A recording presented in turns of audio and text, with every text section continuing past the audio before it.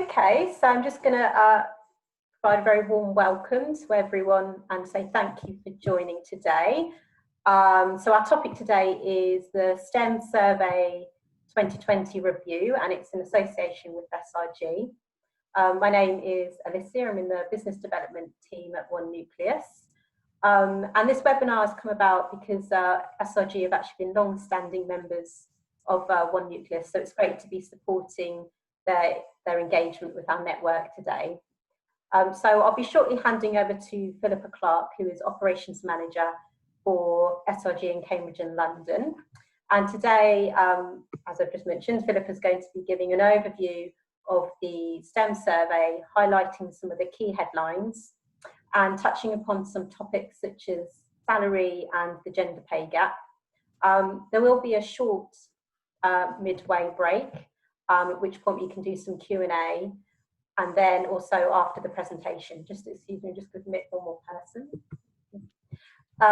So yeah, thank you very much all for joining. We do want you to share your questions and your thoughts. So you've already found the chat box function.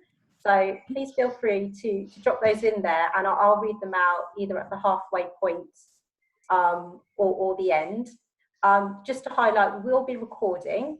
The only visible profile should be the active speaker.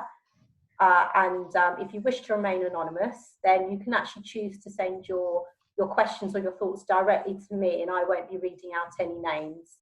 Just to stress that point, because some of the topics are on the more sensitive side.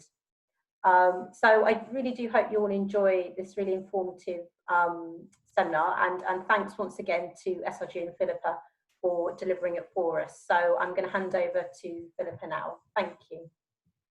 Thank you. Yeah, just to give a background on myself. So I've worked for SRG now coming up for my 17th year, but 13 of those years have been working in and around sort of London and Cambridge. I've got a couple of my SRG colleagues on the call today just to help out with some of the Q&A. So we've got Keith Mulgrew, who's also from the Cambridge team, and we've also got our MD, Kelly Morton, who's on the call as well, in case you have any sort of specific questions. In terms of the survey, we will send out a full copy of the survey afterwards. So if you want to email either myself or One Nucleus, we could arrange for you guys to get the full copy of the survey. Before we go into the slides, we did just want to run a quick poll just to sort of get an idea of I guess, what you guys are hoping to get out of today. So if we could get the first poll up on the screen, if you guys could just sort of select your preference. It's all anonymous, but it's just really useful for us to get your insight. I'm just going to launch that now. Thank you. Thank you. Can everybody see that? Yeah, perfect. So just to highlight, the poll's been anonymised as well.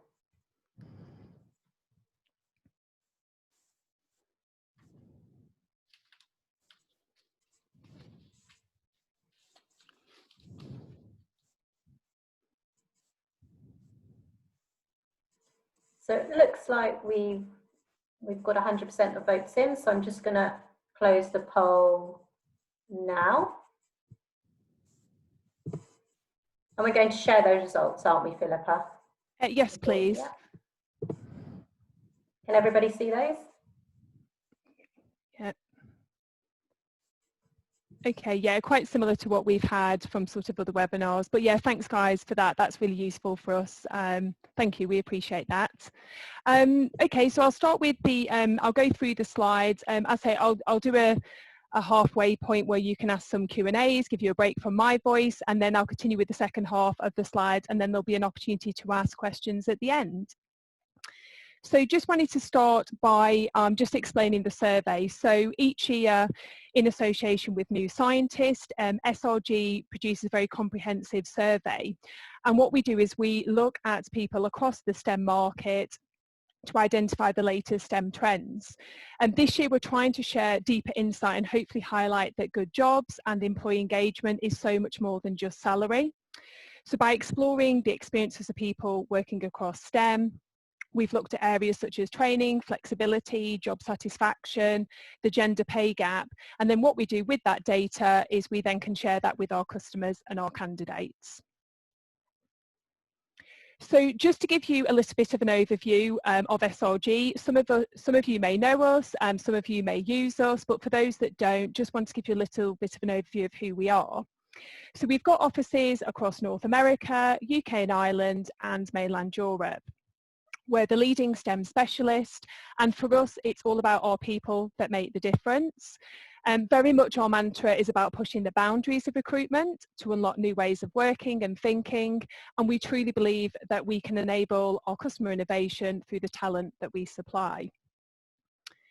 Just to give you a few stats on SRG, we have a turnover per year of 130 million. We operate with a 75% market share.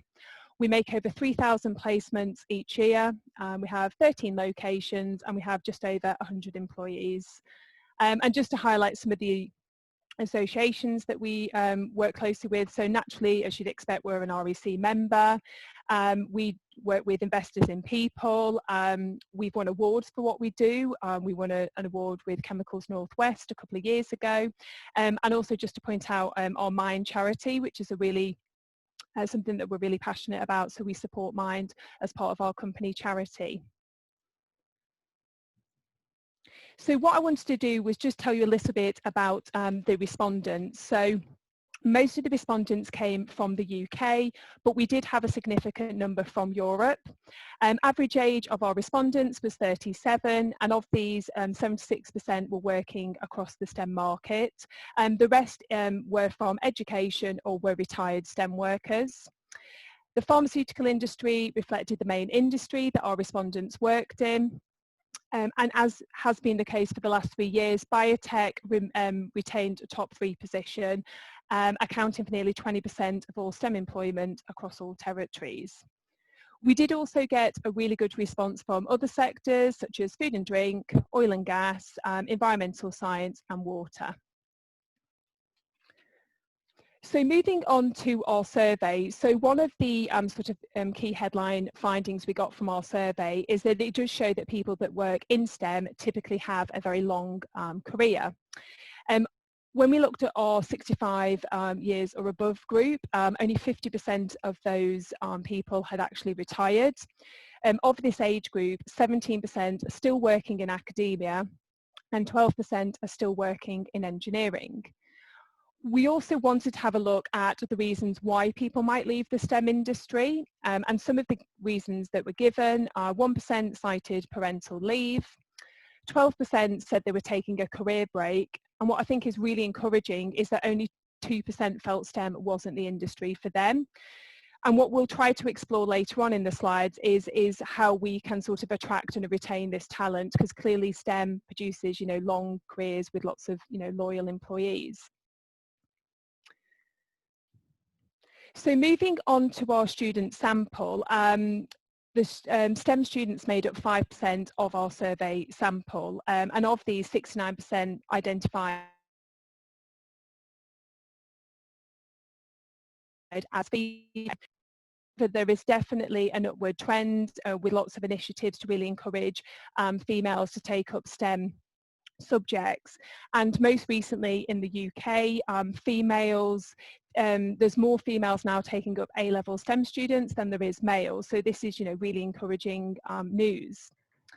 Also, of the students, only 4% are not planning on entering the STEM industry after graduation, which I think is a really positive statistic, and definitely something for employers to think about. How are they going to attract and retain the next generation of talent coming into STEM?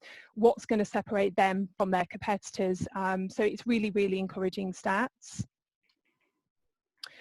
Moving on to salary, we had a look at salary by region, company size, and we've also explored salary by gender. So apologies for this slide, it's somewhat blurry on the left, so I do apologise. Hopefully you can all read that. So this year the UK did suffer a salary setback. Salaries largely stagnated or actually went down in some areas. The average salary dropped to just over 39,000 from just under 41k the previous year. We did see in 2018, we saw the biggest increase in salaries since 2008. So a lot of the reasons for this might be sort of levering off from the previous year increase. We've obviously seen the pound bounce back and then dip again. And obviously we've had a lot of uncertainty with Brexit, general market depression, and obviously, you know, we're now facing quite a new challenge. Obviously we're in uncharted territories at the moment. This survey was done pre the pandemic, but what SRG is committed to doing is we do ongoing benchmarking, we do ongoing market trend reports, so we will continue to feed back you know, to our customers and our candidates any emerging trends. When we look at the different sectors, those in industry still just about came out on top with average salaries just above 40k, where other sectors weren't as lucky, with government workers, for example, on average, people taking up to 15% pay cuts. When we look at the different areas within the UK, you can see that the South East and London has certainly bucked that trend, that they've seen increases year on year, but you can see Yorkshire and Northern Ireland, they saw the biggest drop, and the North East, that continues for the last few years, has got the lowest in salaries in the UK. On average, they're about 16-17% lower than the national average. I also wanted to just do a little bit of an analysis on very typical roles that we will get asked to group for, you know, here at SRG. So I've listed the sort of job titles out on the left, and I've also listed out sort of UK average salaries and then compared them with average salaries for London and Cambridge. So this has been quite interesting because there's no kind of one emerging trend, and you can see in some cases the Cambridge average salary is higher than sort of London and UK. In other cases, London is higher. What we have observed, if we take lab technician, for example, is that lab technician salaries have remained relatively high, but a lot of this has been sort of, I guess, the misuse of lab techs, where people still get promoted and gain extra responsibility and salary increases, but haven't actually had a job title change. Naturally, when we look at, say, lab manager in Cambridge, we get less of a demand for lab manager than perhaps we would do in London or the wider UK area. So often a lot of these salary trends will be in line with the demand for those skills. A good example, for example, is project engineer and med device. There's a really strong med device community here in Cambridge, so naturally I would expect the Cambridge average salaries to be higher. But I'll just give you a few moments just to sort of digest those. And feel free to ask any questions when we sort of get to the midpoint break. So moving on to gender pay gap. So currently it still stands that women on average will get paid less. The average pay is considerably lower than men's, and at the moment in the UK it stands at 20%. Some encouraging news is this has dropped from the previous year by 2%, so it's going in the right direction, but it's definitely clear that there's more work that needs to be done. In the UK, the gap was the narrowest for the age range 25 to 34, so it stood at 6%, but as people earn more, this gap gets wider. And when you look at the age group 55 to 64, the gap has increased to 28%, which accounts for on average around 17k difference in some areas. There could be a number of factors for this. Women already established in careers may find it harder to move in their roles or ask for pay rises. There may be more men in senior roles, either as a result of fewer women in the sector or systemic bias, which prevents women achieving the same as their male counterparts. A recent survey did reveal that 71% of senior managers and engineers were female, and we do often observe that there'll be more women that do part-time or sort of reduced hours. When we look across to Europe, the gender pay gap was stagnant at 24%, but we have started to see new legislation coming in. We've had legislation come into the UK back in 2017, and you know, there's more to come. For example, if you look at Portugal and France, they've had legislation which looks at companies of a certain size have to report any gender pay gaps and also report in terms of what they're going to do about that. So there is more legislation coming in, but there's certainly more that can be done. In terms of when we speak to our customers, this often is a topic that we get asked about. You know, some of the suggestions that we've recommended is about using skill-based assessments in recruitment and structured interviews. You know, we do say to clients, we do encourage pay ranges if you are able to display those. So hopefully that will encourage people to negotiate their salary. We always say to be transparent with promotions, pay and reward processes. And quite a new change that's come into place is the introduction of diversity managers within your business that can really monitor the processes that businesses are using and identify any trends or gaps. Obviously this would need to be somebody that has access to data and also has the authority to implement change. If companies can encourage shared parental leave, you know, we would definitely recommend that.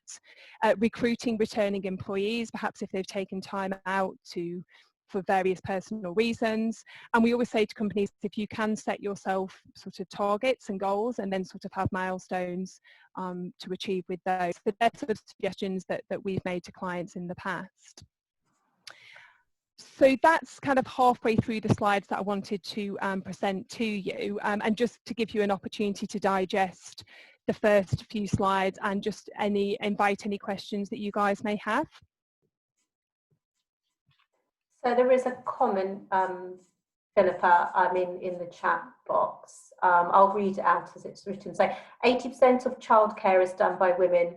There is rare financial support for childminding within expense policies, making networking and conferences difficult for some women to attend. Compare that with travel and food expense policies. It's quite a valid point. I've certainly, from running networking sessions for Nucleus in the past, and sometimes these have been in the evening, it can sometimes create an issue. So I have had that feedback before. Okay, yeah. Yeah, I would definitely agree with that. That's definitely feedback that we've had, and definitely something, you know, definitely a key area for businesses to sort of look into. A question is, do you also have data on entry level for the job roles which you gave in the table? Yeah, sure. So any sort of more, I'm sorry, I'm clicking through my slides here. Yes, in terms of more granular level detail, yeah, absolutely, we can share that. So we can always sort of supply that after the webinar if there's, you know, sort of more granular level that you'd require. And do you have any insight into why Cambridge bioinformatics salaries are so much higher than average? Yeah, we do. Sorry, I keep clicking on my slides. I do apologise. Yes, we were looking at that ourselves. We were chatting about that, Keith and I. We tend to find that there is quite a demand for bioinformaticians in Cambridge, and sometimes it has been difficult to attract people to these areas. So it could be to do with that. When we looked at bioinformatician roles in London versus Cambridge, there does seem to be a higher demand for them here in Cambridge, and I think naturally that has driven up some of the salaries.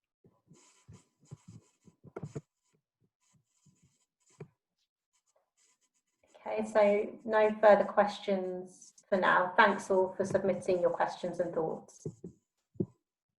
Yeah, and I'll definitely come back to the attendee that's asked about the data on the entry level. That's definitely something we can provide it sort of in a more detailed format afterwards.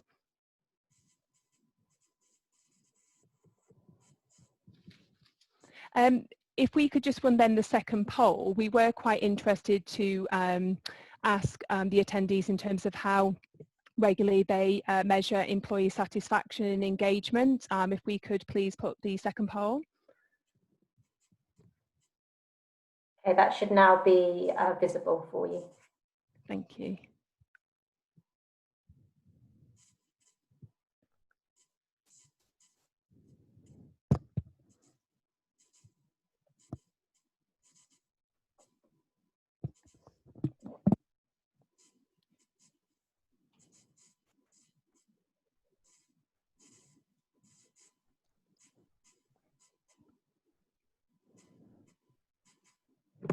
I think we're pretty much there.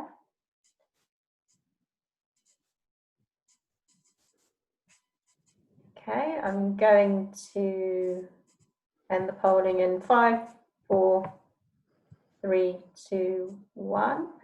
Okay. and then share those results. Can you see those now? Yeah. Quite an even spread there. Yeah, definitely. Yeah, that's probably the most even spread we've had so far in this poll. Okay, most coming out as discussing in monthly reviews, so that's quite interesting. Okay. Yep, thank you. We'll collect this data. Yep, thank you very much. Thanks all. Unless anybody has any further questions, I can move on to the second half of these slides. Okay. So the next stage we wanted to have a look at was, job satisfaction, employee satisfaction. We know people have long STEM careers, but what is it that makes them stay?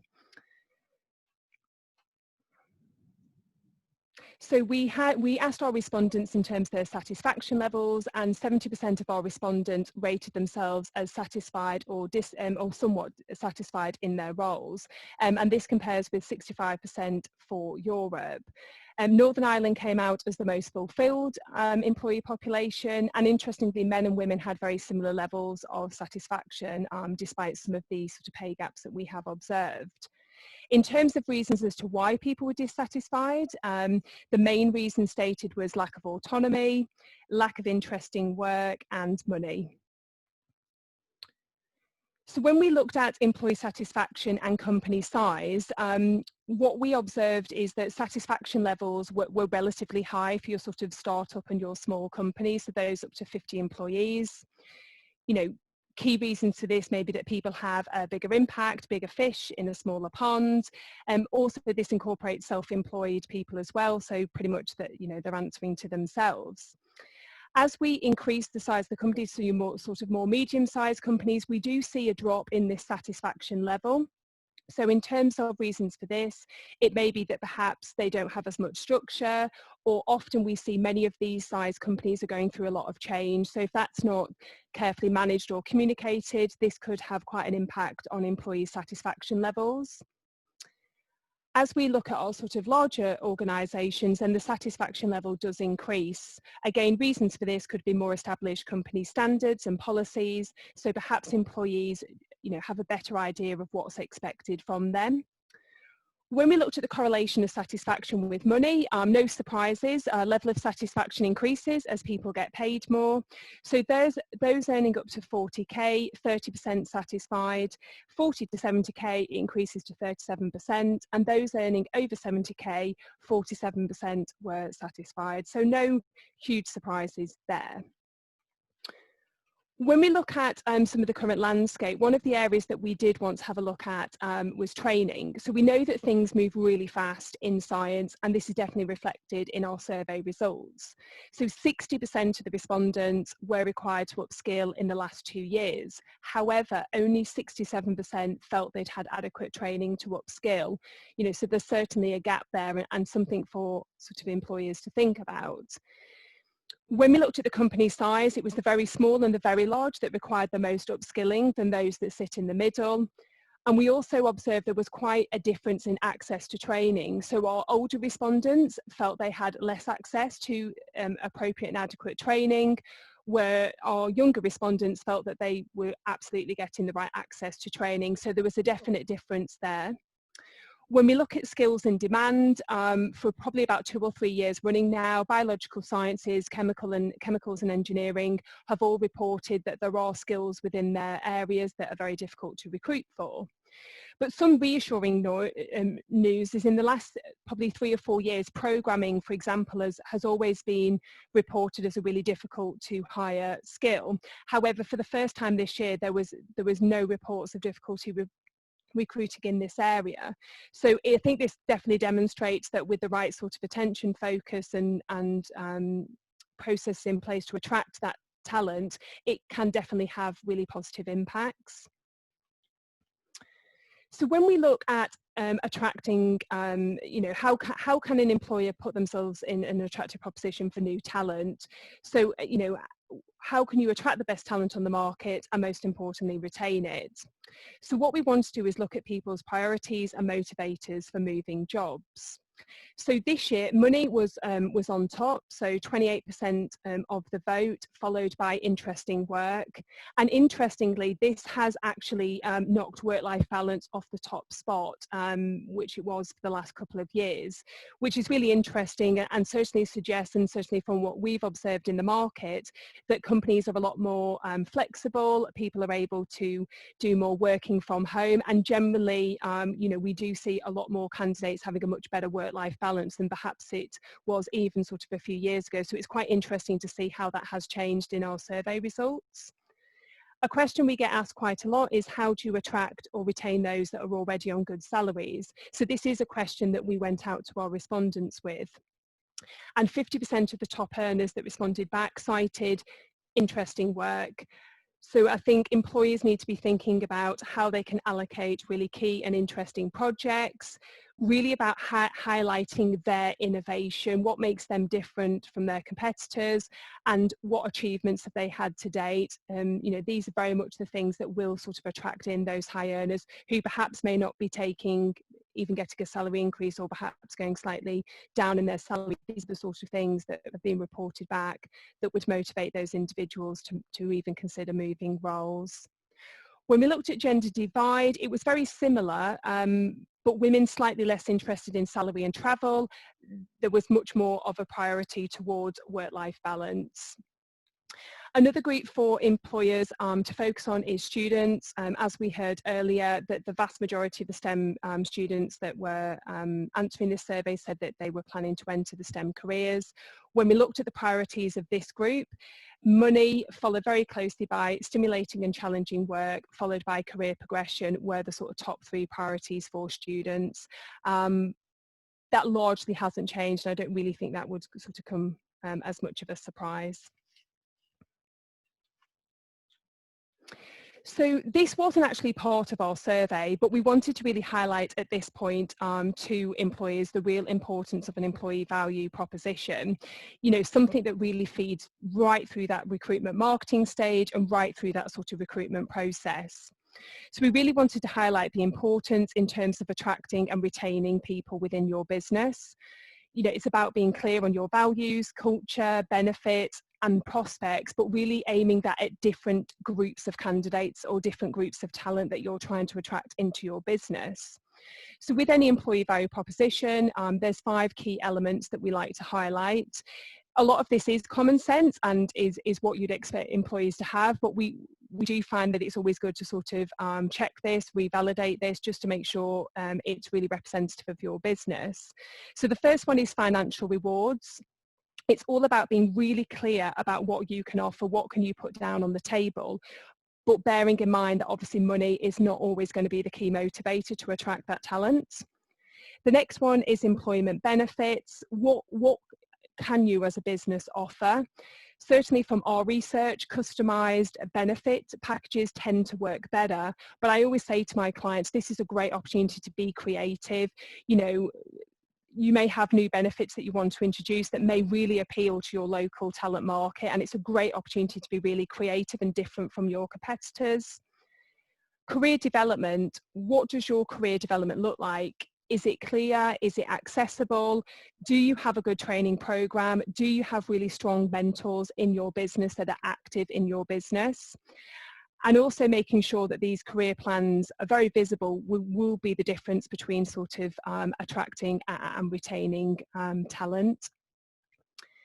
The next one is work environment. Do you have a positive working environment? What does your flexible working policy look like? What's the work-life balance like of your employees? What recognition do you offer to your employees? And this is quite a hot topic at the moment, especially as many of us are working from home. It's really highlighted that we can in fact work in different ways and still be very productive. In some ways, we may even be more productive. So this is definitely one that many of our clients are reviewing at the moment. And then finally, it's all about company culture. Being really clear about your brand, what is your brand and what is the story that you're going to market with, and not being afraid to talk about who you are and talk about that story, because that's what's going to attract the right people to your business.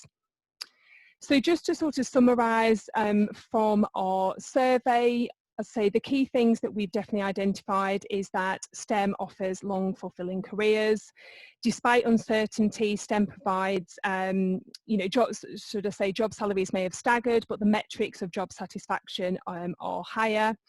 Having and maintaining a strong employee value proposition, as I've just mentioned, will definitely help in attracting and retaining staff. Gender pay gap remains an issue, but we are starting to see some positive steps moving forward. Flexible working and training opportunities will increasingly attract talent, but there's definitely variations in their availability.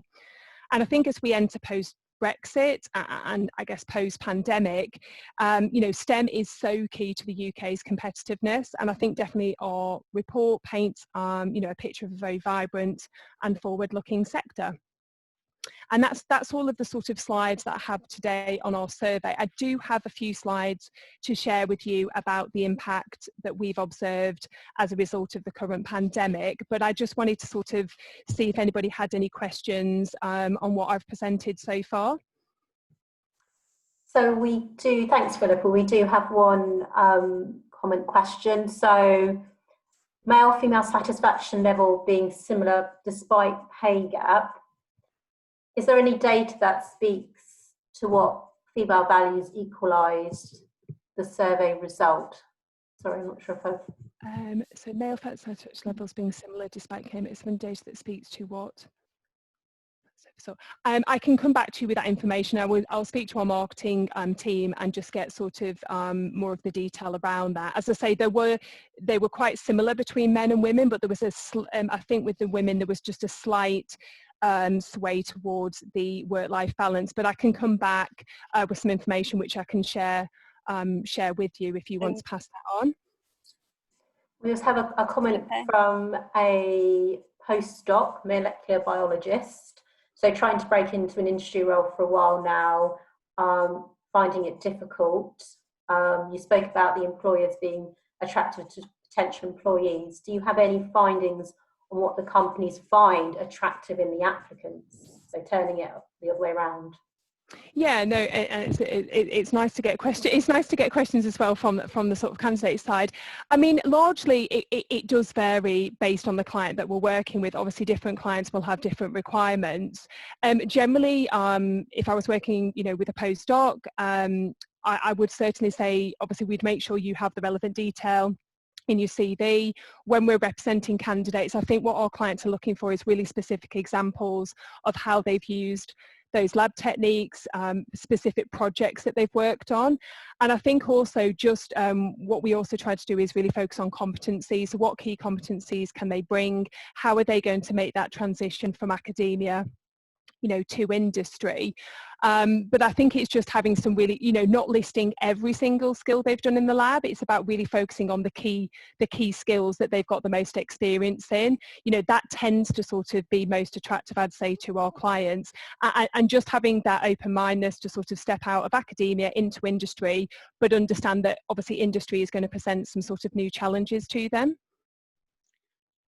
I think just to jump in there a bit as well, Philippa, I'd always say if you're working in academia as well, you want to make yourself as attractive as you can to an industry, industrial company, transferable skills, sure that you can do it. A lot of it is around about work ethic, working practice as well, and whether you would adjust to the industry setting. I always personally look out for people who've maybe got examples of doing that. Have you worked in collaboration with any industry partners, whether that's project work, whether that's going on site and meeting with companies, doing work with them.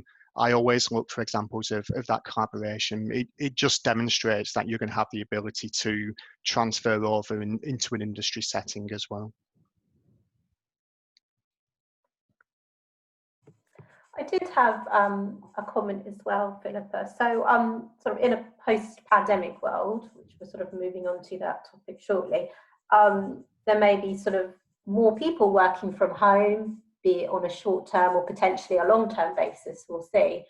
Do you think that will tie into satisfaction in any way? Because, people working from home, it could have a positive or it could potentially have a negative impact depending on your circumstances. So do you have any views on that?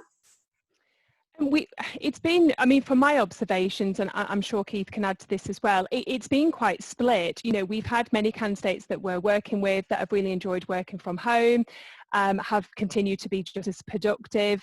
Equally, I think when we look at STEM, and particularly those that are based in the lab, you know, it's about teamwork, it's about supporting each other. You know, if results have gone great one day, great, celebrating as a team, but if they've not the next day, it's having the support of your team around you. And naturally, a lot of STEM roles can only be done from the lab. So we've had a lot of candidates really missing the lab and missing that team interaction, and just being able to create that innovation by working alongside others. So I would say it's been really split down the middle. I don't know if you've had any observations on that, Keith? Yeah, I mean, I'd probably say my view of it of satisfaction is it's all personal to the individual. I think Philippa just suggested some people during the pandemic may have absolutely loved working at home because they've always wanted to do it. It's what they've always wanted to work at home. Others may be tearing their hair out because they can't stand to have their office permanently based at home. So I think it's all around about flexibility, about employers showing they can be flexible within reason for the work, and can work with individuals on that basis as well. So what suits one person might not suit another. I think always a compromise is having options of being able to work at home on occasions, flexibility, maybe Friday, the occasional Friday, the occasional Monday, if the role allows it as well. So I think that's where you get your satisfaction with your employees. It's around flexibility, and it's around working with your employees to understand what's important to them personally as well. Yeah, I suppose maybe doing maybe a survey, employers, if they did a survey of their workplace, to sort of engage with employees at this time and find out what they're thinking. Definitely. Actually be helpful. Yeah, we've done something similar in SRG. So we've had a survey that went round to all employees just to get everybody's thoughts, because as Keith quite rightly says, it is down to individual circumstances. Everybody's home life is different. So I do think it's really important to sort of ask your employees and get their feedback, because some of the results may surprise employers. We have seen quite a few of our clients do sort of rota systems in the lab, and that's been really successful. So people, you know, they split teams up, they've gone in at different times, but then the rest of the time they've done reporting at home. And I think sometimes just having that change of scenery and that split week, you know, I think that's definitely appealed to a lot of the candidates that we speak to. Yes, it's certain situations, certain job roles. It's very independent sometimes, depending on your circumstance. Yeah, case by case.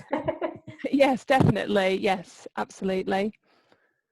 We do have some conversation going in the chat, which is great to see. I don't think there's no questions as such, but it's really nice to see the conversation happening there. So please feel free to keep that going.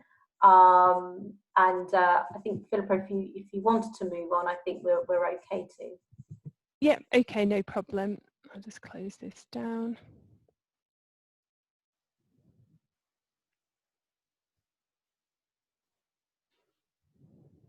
So we just wanted to provide a few slides just to sort of give an update in terms of the impact of the pandemic. So the first slide just is a very general sort of overview of the UK job market. So you can sort of see the graphs on the left, but just some of the headlines is that this is data from sort of coming out from weekend in the 17th of May. There were 67,000 new vacancies reported, but this was 75% lower than the week before the crisis began. So obviously that there has been you know, a considerable drop. Number of jobs available is 62% lower than before the start of the crisis. Just across the entire UK job market. Industries most effective, as you can probably imagine, hospitality, catering, admin, consultancy, sort of HR. Positive news is that scientific and QA were reported as sort of some of the least effective sectors. My slides are jumping ahead. So when we actually look at the UK impact by sector, you can see on the left all of the different sectors listed, and as I'd said, sort of accommodation, arts, entertainment, retail, construction. You can see in terms of proportion of jobs at risk, it's far higher in those areas. When we look at sort of scientific and technical, there are jobs at risk, but that's a much lower percentage when you sort of compare that with other sectors across the UK. And then just to sort of to focus on SRG, so that this is very much the SRG stat. So this is the impact that that we've observed. So you can see here in terms, so the dark blue line is jobs per full-time employee, and the lighter blue line is jobs without furlough. So you can see as we enter into the pandemic, we start to see a downward trend in jobs, and obviously it drops quite low as sort of the pandemic sort of officially started. Naturally, as a business, we took appropriate action to sort of safeguard our business, and we did sort of make some necessary furloughs, and as a result you can now see that we're sort of tracking upwards. We're getting a very sort of positive upward trend now. If you sort of compare that, had we not sort of done the furlough, then you can kind of see obviously the impact that would have had. In terms of SRG, in our temp business, we've only had a 5% drop in demand during the pandemic, so that's been not as severely hit. In terms of perm recruitment, we did have a 50% drop in perm in the height of pandemic, but as you can see from this graph, it's very much upward trending, and we're getting very busy. We're getting a lot more jobs coming in, so that's definitely on the upward trend. Interestingly, our in-source lab services, which is done by our Synergy arm of the business, that's had an increased demand, and this is largely to support those clients where their permanent staff may be self-isolating or off sick. When we look at STEM in terms of pockets of buoyancy within each sector, our engineering division of SRG, the pharma sector has fared very well. We've actually had an increased number of jobs come in during lockdown. This may be due to sort of the introduction of shifts and rotational operations. MedTech has kind of tracked up and down but stayed relatively flat during lockdown. Most of the impact we've seen has been more around the sort of food and drink for engineering. When we look at science, QA, QC and lab techs, that's the area that we've had the biggest demand in, and we've had sort of the most jobs in during lockdown. And our clinical arm of the business, we've mainly had demand for clinical research associates during this demand. Other areas have gone quieter, but again, that is very much is sort of tracking upwards. I don't know if there's anything that you'd like to add to that, Kelly?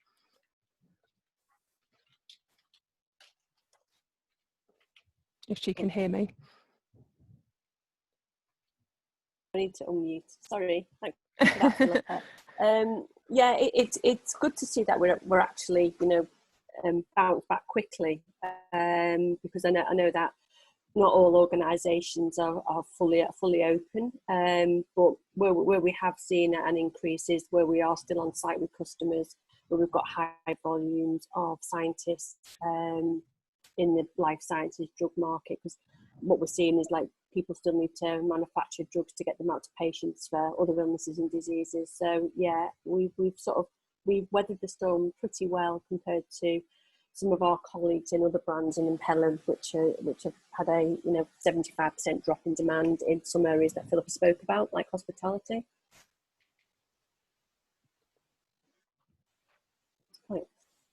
Thanks, Kelly. I mean, that's all of the slides that we wanted to present today. So it was just a bit of a brief overview to give you guys, an overview of how sort of the pandemic has impacted, certainly with SRG. But hopefully that gives you a good sort of oversight. Again, if you guys have any questions, please feel free to ask away. Philippa, I think we just have a question regarding the graph you're showing on the screen at the moment, just for some clarification. So is it saying that you have clients? Sorry? Oh, are you saying I can see the.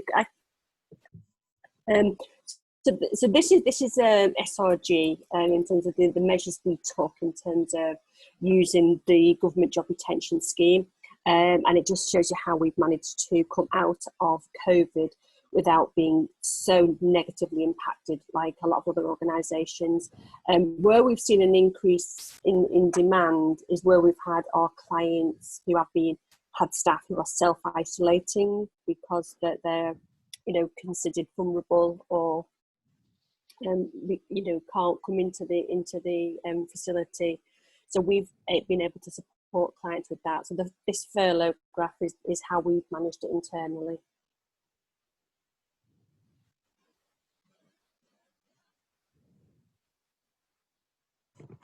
Thank you. I think that answers the question. Many thanks. Excellent. Thank you for sharing those insights. It's really interesting to see obviously the differences between sectors and how resilient the life science and healthcare sector has been. And I think, from a point of view of sort of a membership group point of view, we did see even a few weeks back, labs reopening. It was really positive, actually, really great to hear some of our members so excited to be going back to the lab and to seeing their samples again and to resuming practice. But obviously in a lot of cases there's still considerations around how to actually move back, which is probably a lot of conversation at the moment, I would have thought. Yeah, we're having obviously multiple conversations with our clients and our candidates. We're supporting them with obviously virtual recruitment, virtual onboarding. So yeah, the landscape obviously of hiring and inducting people into businesses has changed. But many of our clients are really adapting to the changes, changing their processes, and it's working really well, because I think it's so important to sort of keep that talent coming through and obviously keep the market buoyant. And are we able to share a copy of the slide deck, Philippa, in some form? Yes, that's fine. I can send that over to you. As I say, I'll email you over the full survey. We've also done a white paper solely on employee engagement, which I can share with you. Feel free to sort of distribute that to the attendees. Perfect, thank you. I think we've come to the end then. So if there's no more questions or comments, or if there's any other, there was a lot of data which was great to see. If there's any slides in particular that people wanted to see again, then you'll be receiving those. And if there's any questions afterwards, then I can put you in contact, or you can Philippa now we can reach out on LinkedIn. So or some of you maybe already. Please do reach out to me, because obviously on these forums, we're only able to give very sort of short, brief answers. But if anybody wants to continue and have more detailed discussions, I really do welcome that, because it's something that I'm really passionate about. And if there's anything that I can sort of do to help, whether that be on a sort of client or candidate side. So as I say, do reach out to me afterwards. I'm more than happy to sort of have detailed discussions. And just to clarify, no, I'll send the slides out to attendees. You don't have to email me to request it. So I'd just like to wish everyone a very good afternoon and say thank you very much to Philippa and the SIG team for sharing those insights and their expertise with us. We finished about 10 minutes or so early, so you've got 10 minutes of your day back. It's always good. Yes. So yeah, thank you so much for joining, everyone. Thank you. Yes, thank you, everyone. Thank you very much. Thank you very much.